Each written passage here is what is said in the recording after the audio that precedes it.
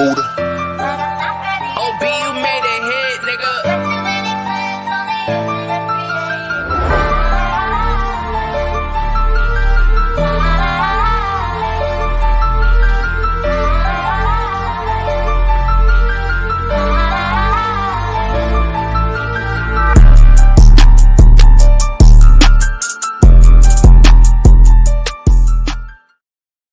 Welcome back, Houston Sports. Here we are with B.O.P. Houston Rockets episode 4. I'm back again with my boy Dante. What it is, and my boy Pastor. Yes, What's sir. up, guys? Yes, sir. Yes, sir. Yes, sir. We got a little windy.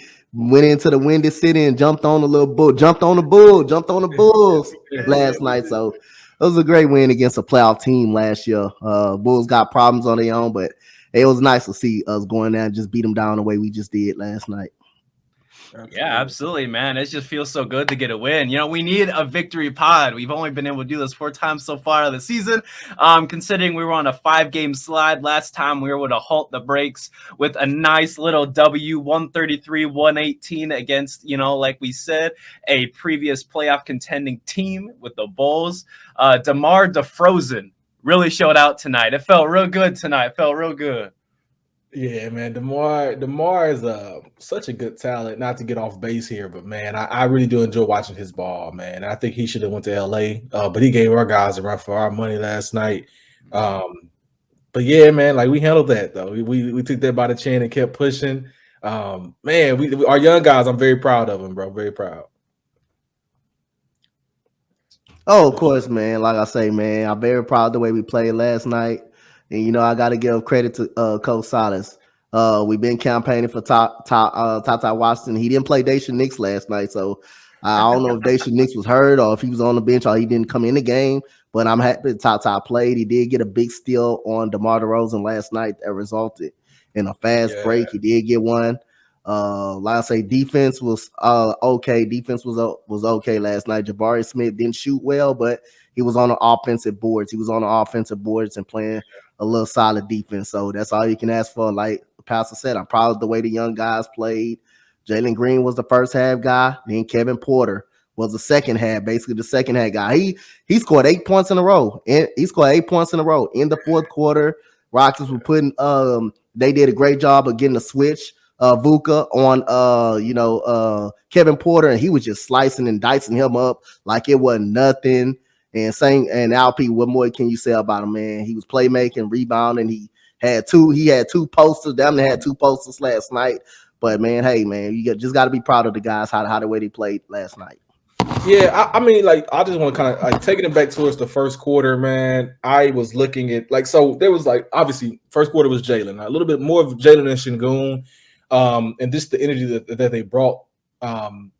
Usually, I'm afraid when they come out firing that way. A lot of times I don't think that they'll keep it up all game or we get out ahead, and obviously a veteran team knows to just keep pace and they'll catch up. So I was proud to see that they finished well, but in the first quarter, Jalen I think went for 8 points or he kind of got us up by 10, and there was a point for which that he got into an altercation. I don't know if it was early on, but if I remember correctly, I believe it was early on in the first or the second quarter. He got into an altercation, and I was worried. No, actually, I think it was later in the second quarter, but I was worried that, he wouldn't be able to defend himself. And I don't know why. That was the first time I ever felt that way about him. It's man, he's so young, he's talented, and I know he chops a lot of other players, but I don't know if he'd be able to defend himself. And when he hit a step back 3 over a guy that was chastising him. And I was just I was happy. I was man, that's more of what I want to see from him because they're going to continue to attack him, right? As he gets better, as he finds efficiency, as he finds his identity, they're going to want to stop him. If they're thinking about it, they're coming at Curry already, right? And any other scorers in the league, and the way that they've treated him since he got into the league, bro. If he doesn't know how to block out noise and be a dog, then he will continue to have problems. But last night I saw not necessarily a change, it's more I was able to see that, okay, yes, when people talk smack to him, he can step up, he can make clutch shots, he can get to the rim still, he won't get knocked out of his game. And for some reason last night I was worried about it, but he kind of proved me wrong. So I was definitely happy there. So going back to the first, did a great job. They got out ahead. Later in the second quarter, I didn't like how they let them come back. I think that was more defensive based on like second chance points, transition defense. They sag off a little too much, but we'll get in that at some point later in the pod.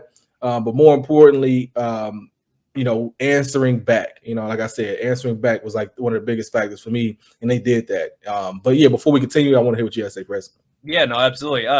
Something that like really shocked me was like, Adasumu for some reason thought he was able to talk some shit to the GOAT. Yeah, that's what I'm saying. Like, what are you doing? Way down here, okay. And Io was really fantastic last year.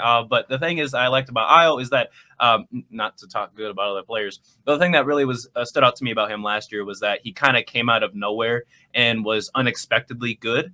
And that's kind of how he had that push for second team rookie last year. But this year, I mean, he hasn't been performing pretty well. And despite that, and, despite the Rockets at that point, really kicking their ass, I think, like you said, it was in that second quarter. Score was kind of tight, but we were up. And Jalen Green hit him with that step back blizzy. Yeah, there it is. Yep. It's that left side step back that's been unguardable for really, kind of noticed that a lot lately.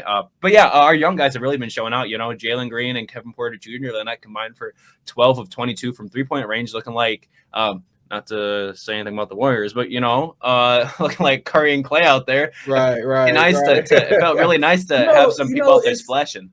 That's so crazy. Like it's like, and I feel like there's such a like, I get mad at people when they call Jabari like a Draymond type, and it's like it's such a cop out to say things like that, but like it is so true. Like they have like a possibility, but they could be their own version because they obviously are bigger and much more athletic than that group, right? Facts. So even if they were just like 80% of shooters of they were, or even like 70% of the shooters that Curry and Clay were, but they were like 120 or 130% better athletically than they are. I mean, like that's especially Jalen. Yeah, like that's still amazing though, right? Like you can't really debate that being an issue. So I just think bro, like then again, like these guys are like 20, bro. Yeah, facts. Right. And they're doing it. And I don't want one game to be like, oh yeah, I'm gonna harp on this one game. But bro, like last night we saw it work. And that was the first time really all season where it worked at the same time.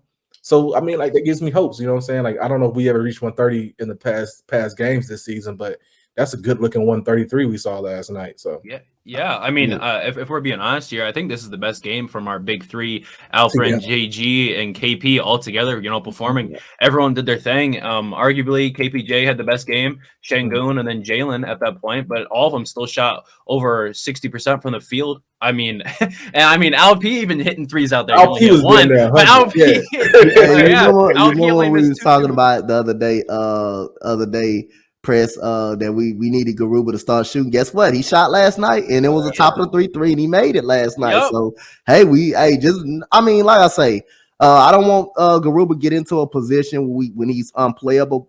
I don't care. Just shoot the three. You shot it.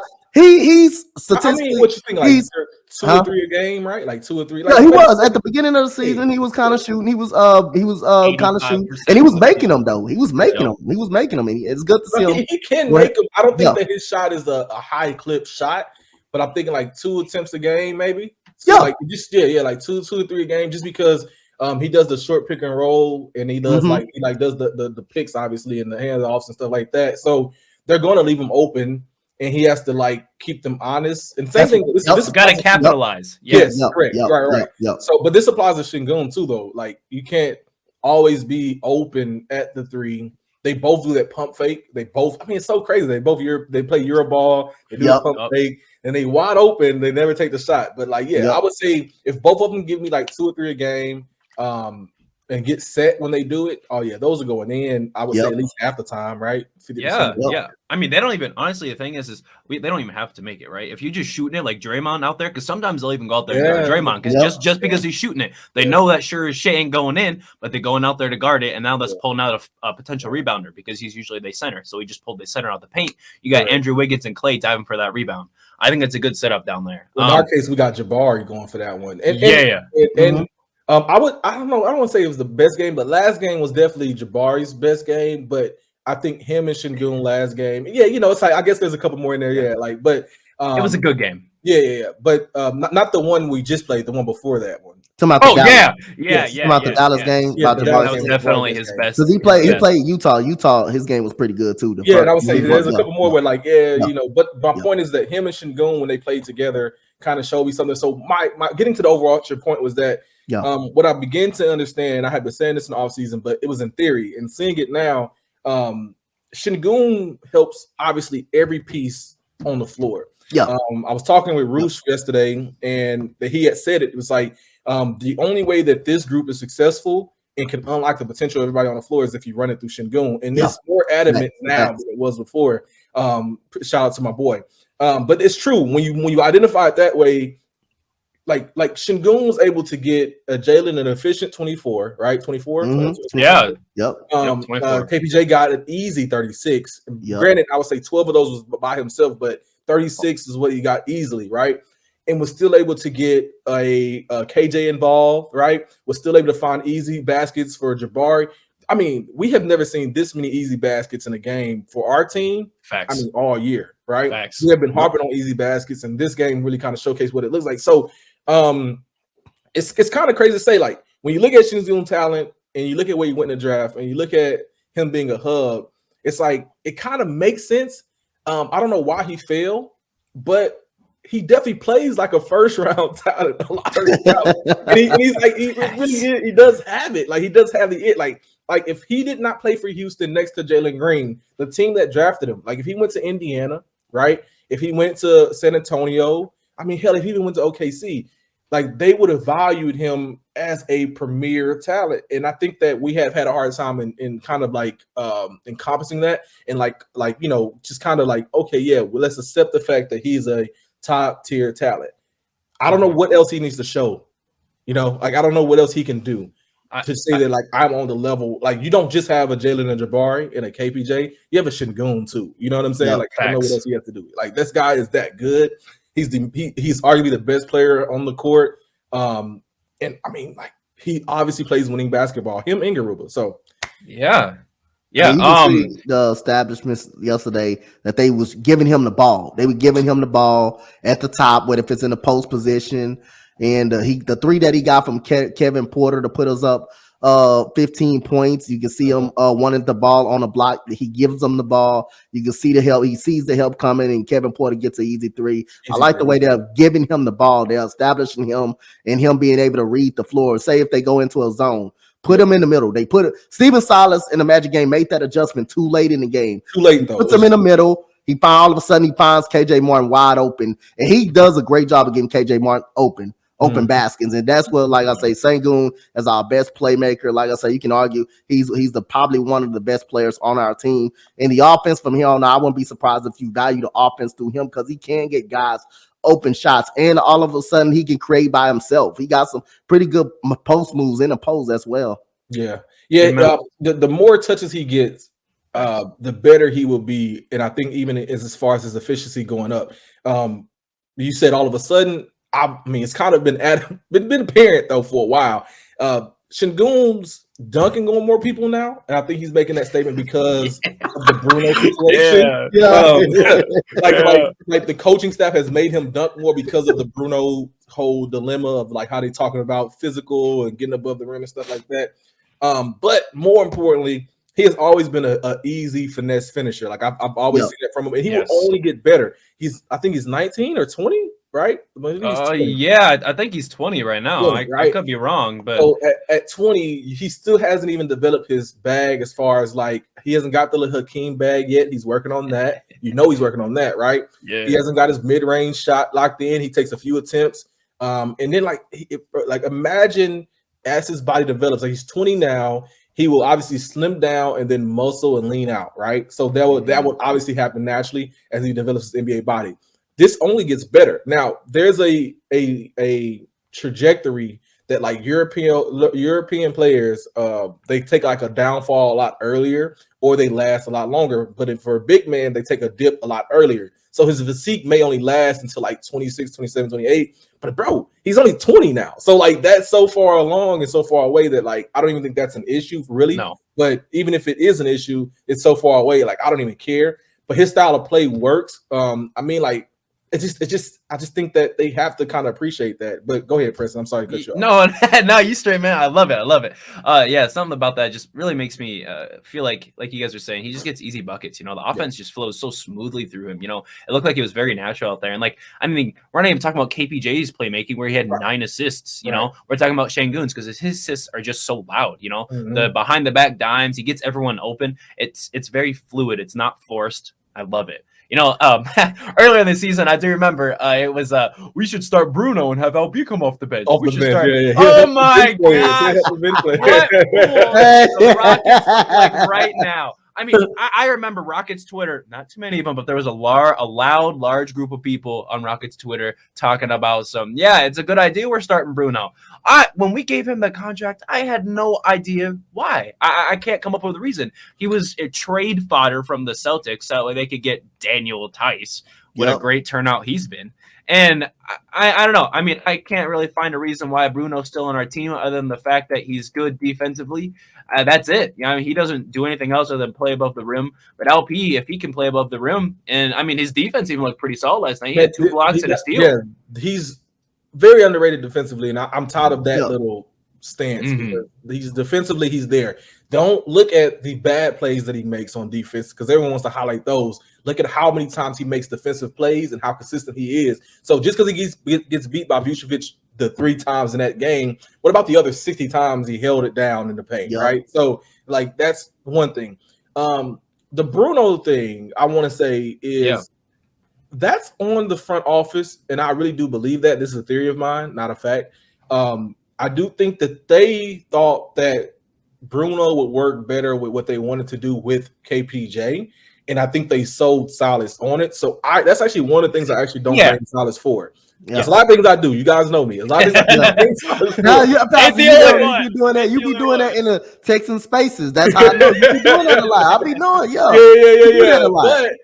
But I will say this one, I don't necessarily blame him for it. I think he was following procedure, and I only said it because of how fast he moved away from it. Now, that's one thing. I don't even care for Bruno. He should be gone soon. His contract is easily replaceable. It's very similar to the KPJ contract, but just not like obviously as much money, but style of. So I'm not really worried about that.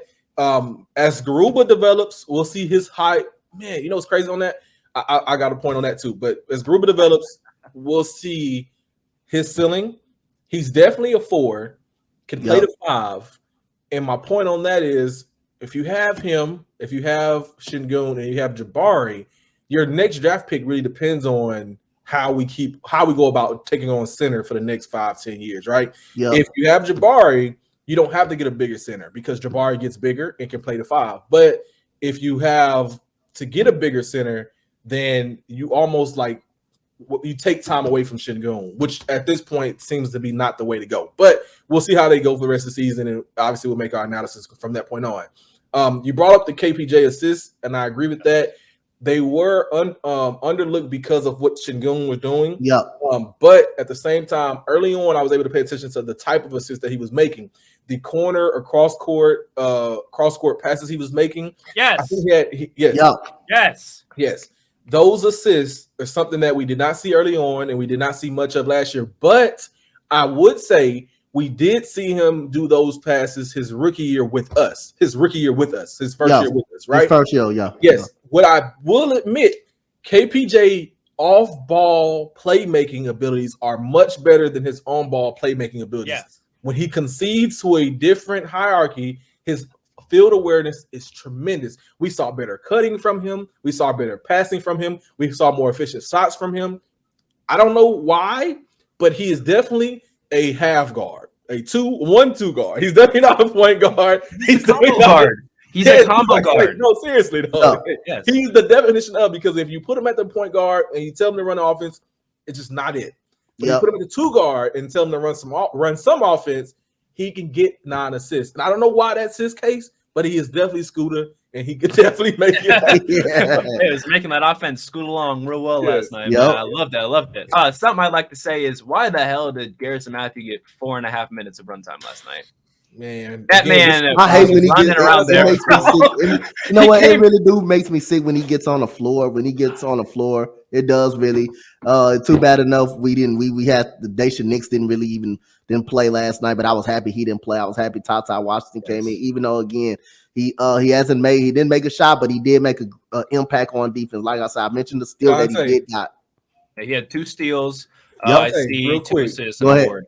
TyTy Washington's blunders look 10 times better than D.Nix's. Thank you. Yes. Thank you. Yes. Thank you. Yes. Thank Yes. you. Thank you. Thank you. Thank you. I mean, Thank you. this man, We've been campaigning for that.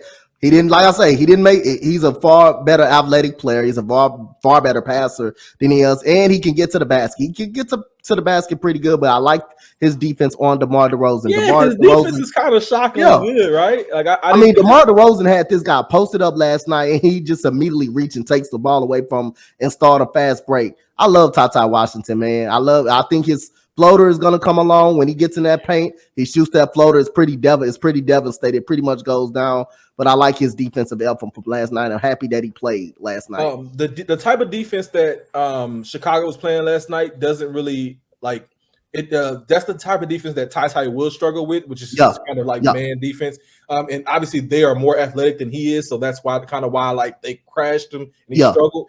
But it wasn't like a bad type of struggle, which is more like these are professional players, and you need to kind of get up to par and get up to speed and so forth.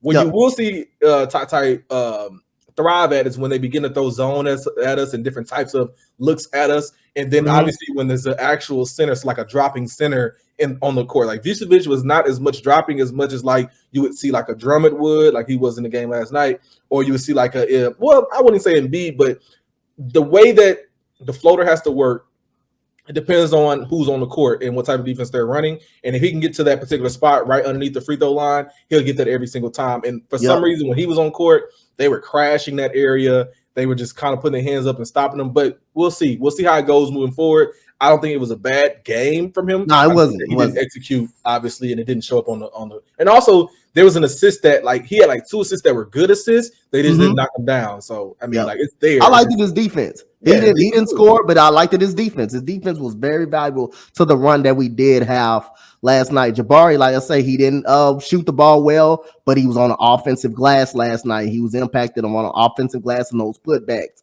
and his defense was very good. So I mean, last night it was just good to see, man. It was just good to see TyTy on that floor last night playing basketball. It was good to see us come back from a 7-point lead immediately after halftime. We were down 74 to 67. We come right back on an 11-1 run right after the timeout, and after that we just took over from there. Yeah, it felt really nice to see us go from scoring 35 in the third and then 34 in the fourth quarter. We scored 30 plus points 3 out of 4 quarters last night. I mean, how often can you say a team does that? And then let alone to be the Houston Rockets. I understand like we're built around offense and all that. So that's kind of expected at the same day. But we got 60-point paints too. How often you letting? I understand the Bulls aren't the greatest defensive team, but I mean, you letting the Rockets. You saw a new identity from them last night. Not just from the players, not because the players do, what they do, but we were like on a roll interior, like we were hitting our at the rim shots, mid-range shots. I think we hit like our first 10 or 13 shots, right? In a row. So that's like we don't even preach that type of basketball in Houston. Are you there? Can you hear me? Yeah, we good. We got you. Okay, yeah. I guess another point I was gonna make, just while I have you here, is that Jalen Green. I'm not gonna banter here as much as I would on Twitter, but I am curious to know. He can easily get 24 a night, and I was gonna ask you guys, how would you feel if Jalen Green becomes the most efficient 24-25 per game scorer in history or in our lifetime, but never ever drops like a 40 bomb? Never a 40 bomb? Never drops a 40 bomb. But he becomes like one of the best, like 9 of 10, 3 of 4 type of shooter for 25 every single night. I mean, that looks really nice. This is just me. This is just me, right? Yeah. When you want to talk like generational scoring, yeah, no one talks about the most efficient scorer. They talk about the most efficient scoring games. Yes, but they don't talk about Kyrie as the most efficient scorer or most efficient. That's a very good. You know, one, like he's a fantastic scorer. Yeah. But they do he's give him respect though. They do, but he's dropped 40 though. But he's dropped 50 though. You know? Yeah, exactly. That's what I'm saying. Is he dropped 40, 50, 60? So like in this day and age, it's almost. I mean, you had Jeremy Grant dropping 50 and Sadiq Bey dropping 50. You know, it's almost impossible to drop 45 plus these days. But if we're going off what you're saying, say he never wants to drop 40. I want to say he almost doesn't live up to quite the hype as the number 2 overall pick. You know, he's still great, he's still fantastic. But I mean, if your best game is like 33, that's great. But how often is 33 really winning you in a close overtime game? Gotcha. Yeah. What you think, Dante? I'll explain why in a while, Preston. What do you think? Like I say, I mean, I love efficient scores. I mean, efficiency means you shooting well from the field. I don't mind having an efficient scorer. Sometimes, you know, Jalen Green, he's gonna have his nights that he's gonna drop 40, that he's gonna drop. But like I say, anytime you can shoot efficient, I think that's fine. Like I say, now it plays in a point where if you're winning or losing and you're still dropping that. I think that's the point for me. Just depends on if you're winning. Now, if you're losing, that's not enough. You can drop 24 points, but and you're efficient, but you're still losing. But now it's almost seemed like you drop more and you win. Now it seems like, hey, you didn't shoot efficient enough. But again, I like efficiency, man. I do take that in consideration, but it just depends on if you just win in a losing game. So at the end of the day, man, like I said, I love when a person can score efficiently and score efficiency, but it's not going to happen all the time. Jalen Green is going to put up his shots. There's going to be a lot of games you see him inefficient. It's going to be a lot of games he's hot. Yeah, absolutely. Yeah. I asked in theory, remind me, one is roster, but two, there are signs to show that he will get more efficient. There aren't signs to show that he would traject into a 50-point game or 40-point game. And I say that because of the pieces that are around him. If he goes off, right, and let's say like what he did, like let's use this game for an instance. He went off in the first half and people were like, oh, faster, you know, he's going to go for 50. And I made the statement. I said, if he goes for 50, I'll let go of my KPJ banter, right? I'll drop it all. You won't never hear anything from it. Everyone, he has to drop 50. Now they're praying for it. And I mean, like, I was very confident it wouldn't happen, but not because I don't believe in him. And I actually do believe in him enough. My problem is that if he goes off, then KPJ sees it. He wants to get involved, right? Şengün sees it. He's going to contribute. Jabari's going to see it. He's going to contribute. We have so much talent on this team.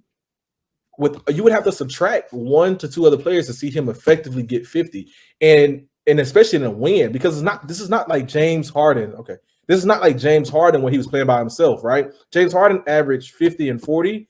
Could get 50 and 40 because it was like just him, and then everybody else was just role players who just gave up. Like it was only one other player. Like if it was Eric Gordon, he'd give you 25, 26, or 30, right? If it was, are you still here? Can you hear me? Yeah. Yep. Okay. Froze up a little bit, but we're good. Okay. If it was Eric Gordon, he'd give you 25, 26, or 30.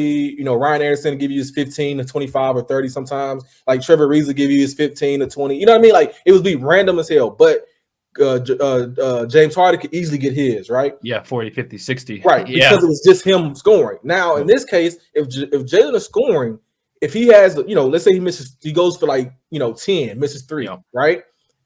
After those 3, then the sequence goes to somebody else. So, but by the time it gets back to him, he may not even be, he would have to be perfect again to keep the sequence, if that makes sense what I'm saying, right? Yeah. So it's just like, it's just so hard based off of roster. That's what you're saying. And I agree with that in a sense. Yeah, I like that.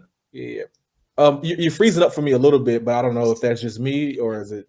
It looks like you freezing up on my end, so maybe it's a duo thing. Gotcha. Yeah. I don't know. I'm so sorry, by the way. I hope that wasn't it happens, bro. Yeah. But yeah, like, and then on top of that, like, I know that like efficient scorers may not make the All-Star. I know they don't win accolades, but I think it would just depends on, like, he could easily get 10 rebounds a game if he wanted to, right? He could easily get 3 assists a game. He could easily get 2 blocks a game. So like it just depends on what else he like wants to do with it. But I mean, if he ends up like let's just say his efficiency goes up to like, I don't know, like a 70, 75, which is like unheard of, right? Yeah. If he goes up like could you even like I mean, he has a good stroke. I don't think it's possible. It's very hard to do, but it's like it's kind of pause. but definitely like if he was to able to do it, like no one thought Harden can do what he did, right? But if Jalen was able to put up an efficient run for 30 plus games or whatever, could it be just as good or could it be respectable in a way where like, bro, that's one of the best young guards in the league? And now to the like kind of finishing and sum up the whole point I was making, if he's doing this at 20 and he's efficient by 23, if by 28 he can scale that efficiency up to 50 points a game, then I'll be happy. But my point is that at this point and at this rate, there's just not enough. Like he just doesn't have enough. Like I don't know. Like there's too many good pieces around him. To get to 50, it just doesn't seem like it's there. He would have to just chuck everything. You know what I'm saying? And that wouldn't lead to an efficient night, which would mean like that's what people want, but it wouldn't lead to a win, not from him at least. So maybe when you think about like, okay, you want to say like most generally speaking, like 50 pieces are won by like 12 to 15 free throws and five to seven threes, right? Well, Jalen's not getting his free throws. He only had 2 last night. I think the most he's ever shot in his career is 12, and he's done that 2 or 3 times so far, which again, like, he's 20. That's fantastic. That's awesome. Correct. But like, you want to look at like, even like not that I'm comparing them in terms of like all time, right? But like, LeBron in year 2, the man was getting anywhere from 13, 15 free throws, respectively, because he's going to the rim. That's a good stat. Not literally 13, 15 free throws, but like he's getting his 8, 9 every night, right? Gotcha. Jalen's not even getting that though. Like that's he's getting maybe 3.5 every day. I'm about to look right now, but like it's just you want to like get the rookie whistle. I understand that, but it's always seemed like, not that I'm a guy that wants to harp on the refs. I know I've been saying that a couple times. Don't come at me in the comments. But like, but generally speaking, Houston does not get the free throws. KPJ is getting what was it, the Magic game or the game before that? He's getting beat down low, and the refs they just let him do whatever. He's like walking back, holding his nose. Silas is switching him out, stuff like that. If that was the case. Yeah, he got slapped. Now I know why they didn't call it was a makeup call, but it's still unacceptable. Like we can find the makeup call somewhere else. Like don't just because you missed the call, don't let a foul happen, especially one of that matter, because that was almost a flagrant. Had it actually landed more than what it did. Yes.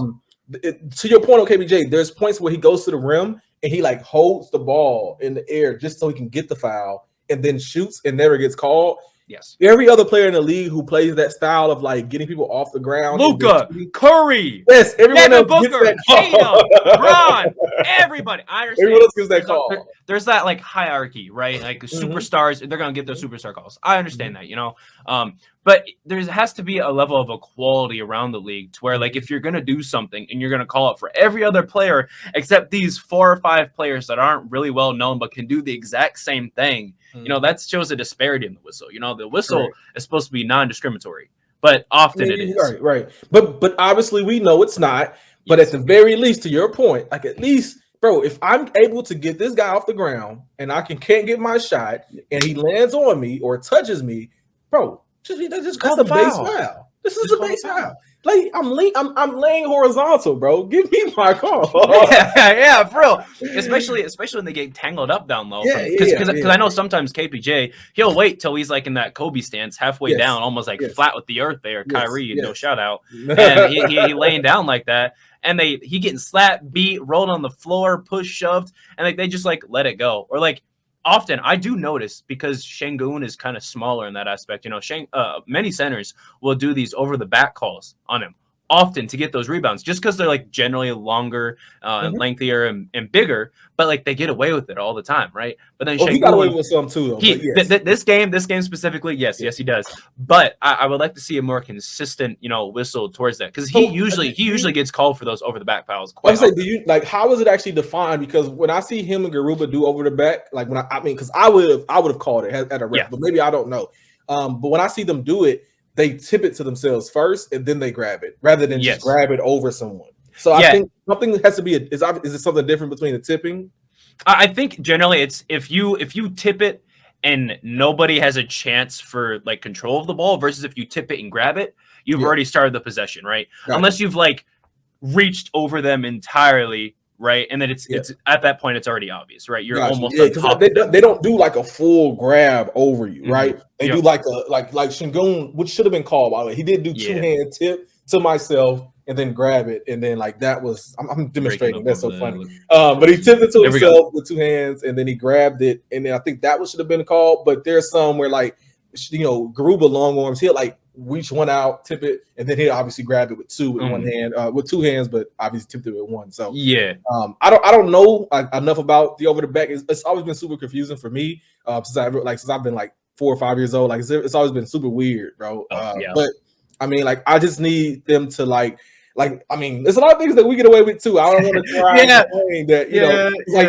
Shingun's offhand, like someone said on Twitter, Shingun's offhand does a lot of work. And I don't know why they never call it, bro. Yeah. But he gets away with a lot of this, a lot of that, But I love it though, man. So we kind of can't bitch too much. It's just little things, just little things. I like again, it's more of the like. It's one thing to get like a blatant foul where you're like hooking or grappling on to somebody, but like we don't get called on fouls like where we go up and we get hit and it's like a hard hit. It's not like that we're necessarily even initiating the contact first. A lot of the times it's even defense is going up, jumping first, and we're headed there. They're headed towards us, I understand that like we want to see the 90s, it was tough basketball. I get that, but there's rules in place now so that way our players can play more than 4 seasons, I like to, I like to at least get our players healthy and be able to like survive on the court versus like, you're limping, you got 3 broken fingers, get out there and score me 40. That's a great story you're going to hear every once in a while, but you don't know anything about the player. That's the only thing you hear about in their career is that moment.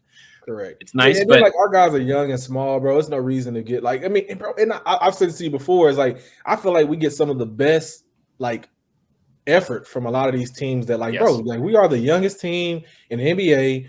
We have the most talent ahead of us, but bro, like give us some chance. Like at least let us, what I mean? Like they try so hard against us though. But I mean, I mean, it's a learning curve and we'll get through it. And obviously, we'll find ways to be more physical and we'll find ways to be, kind of be more effective. But today I'm happy with what they did. They overcame it, but in the future, I know it'll continue to get tougher for them. Like I said, the way that they handled, I mean, they knew what the report is for TyTy. They stopped the floater. So they'll know more for Jalen. They'll come at KPJ more once they actually see the sequence from Shingun and they watch the film on what happened this game. They'll wall him off more and stop the ball from even getting to him. But like I asked you yesterday, like I don't even understand. Like maybe this game was just poorly coached because all Billy Donovan knows is how to lose. But I don't know why we won. When they were up by 7 or when they were coming back. I don't understand why they never ran a zone for us or against us. Like that was so weird that they didn't do it. But maybe my excuse is maybe it was already going through Shingun, so a zone would have like never been worked anyway. And maybe we didn't notice a zone because they were moving the ball a lot more efficiently than they did in the past 4 or 5 games. Meaning that whenever the ball touched them, they immediately gave it up. So I don't know, but a zone could have easily brought them back into the game, and I don't know why they didn't do it. So. We'll see how it goes moving forward. I'm not going to harp on Stephen Silas today. I know we don't have too much time. I'm not going to harp on him today. But I do want to see how this continues. I don't want to see, it works for 2 games like we had early in the season, then we get away from it. I want to see you guys actually build upon this. Let's utilize Shingun. Even if he has a bad game, let's utilize Shingun. There will be unofficial games. But for the most part, this will help our team grow, and we have to stick with it. So, I mean, like I said, I'm more than happy and satisfied with what I saw last night. I just want to see you build on it. I don't care about no draft picks right now. I want to see development right now. So, Facts. Yeah, I really want to see our guys. It's coming up with our next matchup against the Celtics. This is really going to put us to a test with a true finals level team. I'd say probably the second best team in the entire league right now, despite having the best record in the league. This is going to be a really tough matchup. I'm saying for us, you match up well with them though. We do match up well, but Jason Tatum's on a tear right now. He's averaging 31 points a game, which is a career high for him. You got Marcus Smart averaging 7.5 assists, and Jason Tatum still getting his 8.1 rebounds a game. That's true. I mean, it's going to be a really good game, and I'd say like even Al Horford, Jabari Smith, brother. We do. We do have the locksmith. if we can clamp Giannis, we can clamp Tatum. We can clamp Tatum. Yes, bro. But who's got Jaylen Brown? Oh, we have a couple more. Tari Eason, if they needed to go two defenses. We do have KPJ. I think he could keep up with them. And I think depending on how they go about the backcourt, so depending on who plays the point guard, it depends on if like Jalen is on them or if KPJ's on them. But if they need to go defense, they can go Garuba. Like if they wanted to, they can go Garuba and Jabari. Like it's not hard. It just depends on what we see. And that's the future of Rockets basketball is like we have so many defenders on the bench that it's going to be like wild to see how they match up with other players. And even KJ, by the way, KJ, if he actually plays or starts, I don't know how they're going to do this Eric Gordon thing. But if he plays, then effectively he can too. And so can Eric Gordon. So I really hope we set Eric Gordon down and we start, KJ. Or what I would like to see if we're going to do something like this, I think Bari has played every single game this season so far. So if we end up having to sit him, what would you say for a completely great dog defensive lineup of KPJ and Jalen, right? Our two offensive mindsets. And we got Şengün, Garuba, and Tari. So this is one that I forgot who brought this one up too, but I don't think you can run Garuba and Şengün together because you're asking for Bruno minutes, which would cost us the game. So whatever plus minus, facts. Yeah. So like if you want that, sure. And I forgot who I said this to, but like it's just not gonna be a winning game. So whatever you plus minus win by having Tari, Garuba, and Şengün on the floor, you're gonna lose Ben Bruno and maybe like a Knicks minutes because you're gonna be playing. It's like it's just not gonna be it. But I will say there's a rotation out there that includes Jabari at the 5, Garuba at the 4, or Tari at the 4, Kenyon Martin at the 3, or Tari at the 3. Okay. You right? Yeah, that's a nice. Yeah, that allows Şengün to start, Jabari to stay on court longer, right? And then allow efficiency around the rotational pieces around the 3, 4, and the 2, 3, and the 4. So you could bring in you could bring in Garrison if you wanted to. They're gonna do that, right? You can bring in Josh Christopher. You can bring in TyTy. You can bring in Stag. You can even Stag. I don't know how to say that word. I'm sorry, but you can run stagnant with KPJ and Jalen at that point, and then hell, like it's so many different ways you can do it. If you allow Jabari to run 3, 4, and 5. You can allow all those other pieces to fit in. I think that makes more sense because Şengün, you want him to start and finish, I think, if that makes sense. Right? So defensively, I think that's kind of what it looks like. If you want to get like more defense on the court, you have to put Jabari at the 5 and then swap in and out a Garuba, a Tari, a KJ, a Josh Christopher, even Eric Gordon. Eric Gordon is actually really good defensively, but I don't want him here. But anyway. Yeah, who does at this point in the season? So it looks like in terms of paint points, Celtics are averaging about 45.5 paint points per game, and us 51. So we're getting them in the paint there. Okay. And for second chance points on the season, we're at 17.2 points, which is really nice to see. I'd say that sounds about right compared to how many offensive rebounds we get to the Celtics 12. So we're getting 5 more second chance points than they are.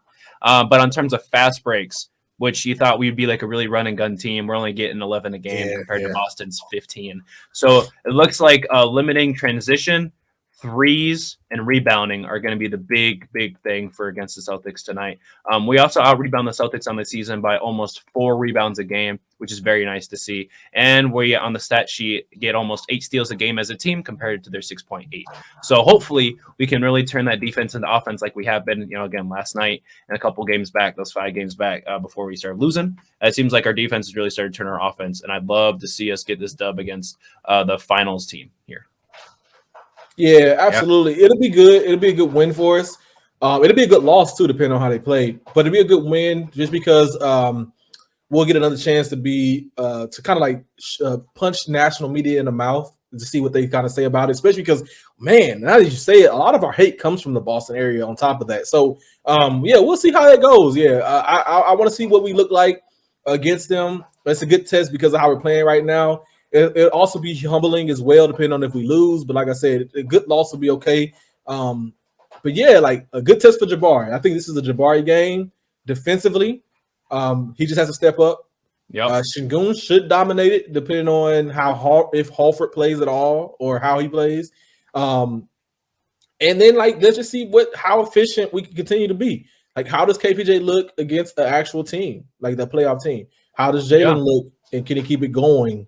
You know, yeah, I don't know. It's a good matchup though. Like we match up well with that team. Like I think we have more athletes. I don't know if Robert Williams even back? Yeah, I think he's played a couple games for them. I'll look here, but yeah, I believe he's played the last 3 or 4 so if he's games. back, I mean that's literally like he can outbody us. You know, I'm not even too worried at this point. I believe the Celtics had just lost. They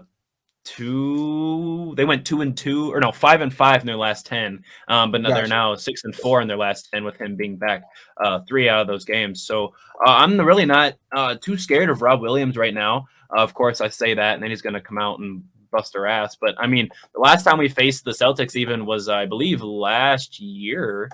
We haven't seen them for quite a while. Yeah, November 22nd of 2021, we lost by 18. It looks like 90-108, but of course that was Jalen Green's rookie year, Şengün's rookie year. We had a lot of rookies that year. KJ's, I think that was KJ's rookie year too, right? Which one? What KJ year Martin. Last year. What year are you referring to? Last year.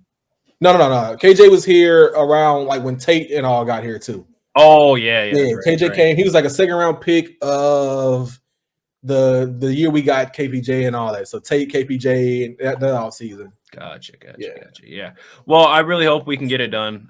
Again, Rockets Twitter is going to be going crazy if we can catch this dub. Y'all saw me on Twitter last night going absolutely bonkers.